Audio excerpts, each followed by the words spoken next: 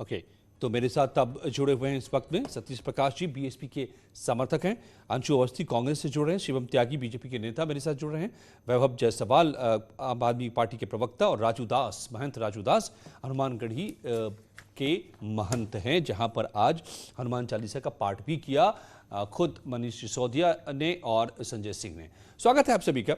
मैं राजू दास जी आपसे सबसे पहले शुरू करता हूं इस बातचीत को, क्योंकि आपने जो बात कही है बहुत ही तीखे तल्ख लहजे में आपने हमला किया है। आज कहा है कालनेमी से आपने तुलना की, मैं सुन रहा था इस रिपोर्ट में, क्यों?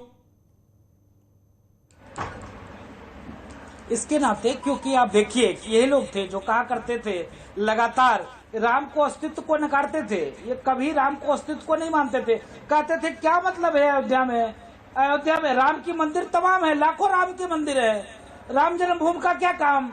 आज क्या इनको आ गई कि हनुमानगढ़ी आना पड़ता है, राम जी का दर्शन करना पड़ता है, आरती पूजन करना पड़ता है। कौन थे कालनेमी? अरे महंत पहले ये तो समझा दीजिए हमारे दर्शकों को, हो सकता है बहुत लोगों को पता भी नहीं कालनेमी कौन थे और क्यों आप कालनेमी कह रहे हैं मनीष सिसोदिया को? नहीं, कालनेमी इसके नाते कह रहा हूं क्योंकि जब मुझको जरूरत था तब तो आप मेरे साथ नहीं थे। तब कहा मेरे साथ थे? तब तो आप मस्जिद बनवा रहे थे, तब तो आपके अंदर सेकुलरिज्म की भूत सवार थी। अरे भाई नहीं, कालनेमी क्या करता था? खाली ठेका लेके रखा कालनेमी राक्षस की क्या खासियत थी? अरे कालनेमी देखिए किस प्रकार से राम नाम संकीर्तन समय आने पे हनुमान जी को लुभाने के लिए भजन और संकीर्तन शुरू कर दिया। अच्छा। राम करो राम रटो राम रटो राम रटो, और जैसे हनुमान जी को दबाने के लिए वो दौड़ पड़ी तो हनुमान जी ने मारा, मुष्ट का काम खत्म। तो ये शुद्ध रूप से चुनाव आ गया है, मतलब कि रूप बदलता था, कालनेमी रूप बदलकर धोखा देता था, भ्रम पैदा करता था, आप ये कह रहे हैं? जी जी, वैसा ही भ्रम पैदा कर रहे हैं आम आदमी पार्टी के नेता वैभव जायसवाल जी। इसीलिए कालनेमी और बीजेपी इसीलिए कह रही है गिरगिट। त्यागी जी कहना चाहते हैं कि उत्तर प्रदेश के अंदर अजय वत्स मेरा नाम है जी रामराज की स्थापना हो सके, इसलिए आज उप मुख्यमंत्री श्री मनीष सिसोदिया जी वहां पे दर्शन करने पहुंचे। क्या उत्तर प्रदेश की जनता को रामराज आखिर क्या है? फ्री बिजली, फ्री पानी, मुफ्त शिक्षा, अच्छी वर्ल्ड क्लास शिक्षा व्यवस्था, अच्छी स्वास्थ्य व्यवस्था, महिलाओं को मुफ्त बस यात्रा, साथ ही बुजुर्गों को तीर्थ यात्रा। मैं फिर कह रहा हूं बुजुर्गों को तीर्थ यात्रा। ये हिंदुस्तान के अंदर एक ही पार्टी है जिसने, दिल्ली की अरविंद केजरीवाल की पार्टी, जिसने बुजुर्गों को तीर्थ यात्रा कराने का काम किया। वैभव जायसवाल जी वही जी नहीं, हमारा विश्वास शिक्षा के भी मंदिर में है। नहीं, मुद्दा ये नहीं है, मुद्दा ये नहीं है। सतीश द्विवेदी जी चैलेंज करते हैं कि आप उत्तर प्रदेश आइए और शिक्षा के मंदिर देखिए, और किस तरीके से आने के बाद जो कार्रवाई की गई आप सबको मालूम है। तो आज हम इसलिए आए कि मंदिर का निर्माण तो हो रहा है, लेकिन आप रामराज में उत्तर प्रदेश में आ सके, और रामराज की परिकल्पना दिल्ली में पूरी कर रही है अरविंद केजरीवाल की सरकार, और रामराज की परिकल्पना को नहीं वैभव जायसवाल, वैभव जी आप सवाल से भटक गए, आगे निकल गए। सवाल ये नहीं है राम राज्य क्या है, राम राज्य में तो यहाँ के लोगों की नहीं सुनिए तो सही, सवाल तो सुन लीजिए, सवाल तो सुनिए वैभव जी। राम राज्य में तो हमारी आस्था सदियों से रही है, हम हिंदुस्तानियों की। सवाल ये है कि आपकी आस्था कब जग गई राम और राम राज्य में? सवाल इस पर उठाए जा रहे हैं। आप तो कह रहे थे मंदिर नहीं, शिक्षा के मंदिर जाओ। हमारी आस्था कब नहीं थी जब आप ये कह रहे थे? ये आज तेजेंद्र बग्गा भी कह रहे थे, तेजेंद्र बग्गा ने भी ट्वीट किया है, 2 ट्वीट आप ही के नेता की, राजू दास जी कह रहे हैं यहाँ पर, और बीजेपी के नेता। जो हमने राम राज्य की परिकल्पना के खिलाफ कोई भी हमारा बयान हो, आप बताएं आखिर राम राज्य क्या है? आप हमें बताएं। राम राज्य में जब राम में नहीं आस्था तो राम राज्य में कैसी आस्था? अच्छी शिक्षा व्यवस्था जब राम में विश्वास नहीं तो राम राज्य में कैसा विश्वास? बस यात्रा हो, बुजुर्गों को मुफ्त तीर्थ यात्रा हो, क्या ये राम राज्य नहीं है? और राम राज्य की परिकल्पना करना, राम राज्य के लिए प्रार्थना करना, क्या ये हिंदुस्तान में गलत है? मैं आपसे पूछना चाहता हूं। फिर आप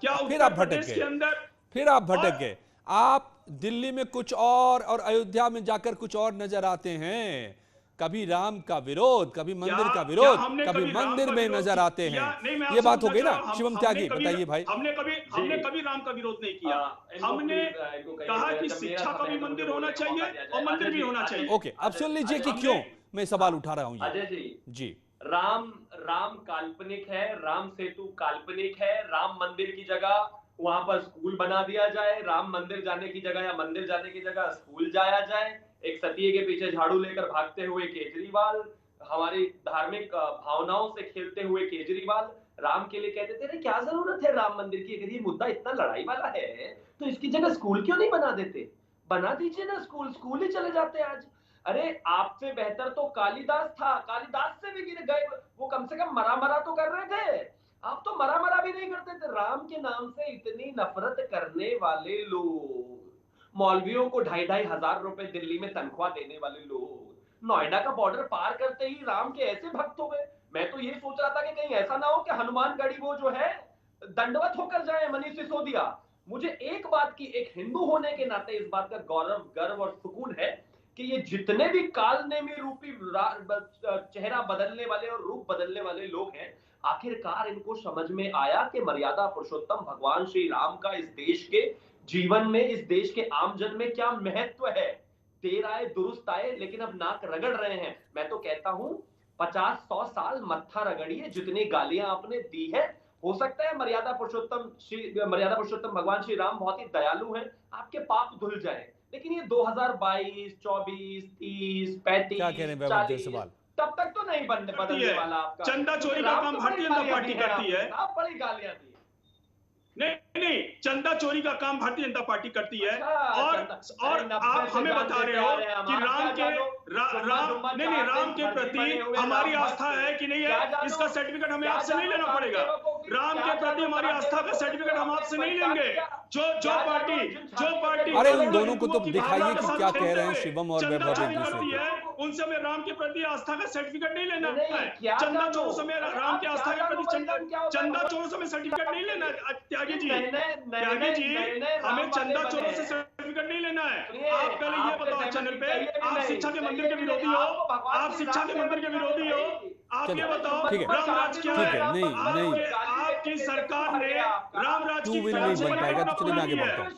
ओके, राजू दास, अंशु अवस्थी, सतीश प्रकाश भी जुड़े हुए हैं। त्यागी जी, आप हमें बताएं, आपकी सरकार ने राम राज की कौन सी परिकल्पना पूरी की है? शिवम, वैभव, रुक जाइए। ओके, अंशु अवस्थी, ओके शिवम, वैभव रुक जाइए जरा सा प्लीज। अंशु अवस्थी जी, राजू दास जी मैं दोबारा आऊंगा आपके पास। अंशु अवस्थी, आप सुन पा रहे हैं ना मुझे? कांग्रेस नहीं, तो ये इस बार एक नई परंपरा दिखाई दे रही है। इस चुनाव से पहले हर पार्टी को राम याद आ रहे हैं, हर पार्टी श्री राम की शरण में जा रही है। ऐसा क्या हो गया? आप भी उसी रेस में हैं? नहीं झा साहब, इसमें देखिए, भगवान राम की शरण में अगर कोई जा रहा है तो जो भी सनातन धर्म में आस्था रखते हैं, हिंदू धर्म में आस्था रखते हैं, उनको तो खुश होना चाहिए।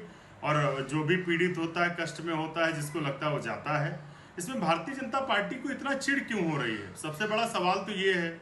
आपको उत्तर प्रदेश के लोगों ने 2000 में सत्ता दी थी, आप उत्तर प्रदेश के लोगों कहती है कि को अब तक आप उनको चिढ़ाते रहे, किसानों की आय दुगनी करने की बात कर रहे थे, अयोध्या के मुद्दे पर चिढ़ाते रहे बीजेपी को। अब आप नहीं, ना तो कोई चिढ़ाता रहा। झा साहब, मैं अपनी बात पूरी कर लूं, मेरा अनुरोध है, मैं अपनी बात पूरी कर लूं। कभी कोई चिढ़ाता नहीं रहा। बीजेपी ने राजनीतिक अपने इस्तेमाल के लिए जरूरत के हिसाब से लोगों पर आरोप लगाए। कोई भगवान को चिढ़ा नहीं सकता, इतना किसी भी माई के लाल की हैसियत नहीं। भगवान को नहीं, बीजेपी को चिढ़ाते रहे, क्योंकि बीजेपी अयोध्या की बात करती रही। दूसरे, मैं इसीलिए कह रहा हूं, मैं एक मिनट, मेरा गलत इंटरप्रिटेशन मत करिए। मैं क्या कह रहा हूं, भगवान राम को कोई भी चिढ़ा नहीं सकता, इतना किसी की हैसियत नहीं। भारतीय जनता पार्टी राजनीतिक इस्तेमाल के लिए जरूरत के हिसाब से लोगों पर आरोप लगाती है, और वो आरोप लगाते हैं जो चंदा खा जाते हैं भगवान राम के नाम पर। ये वो लोग हैं जो जनता का ध्यान नहीं रखते, 2:30 बजे रात को उत्तर प्रदेश में रामराज की बात करते हैं,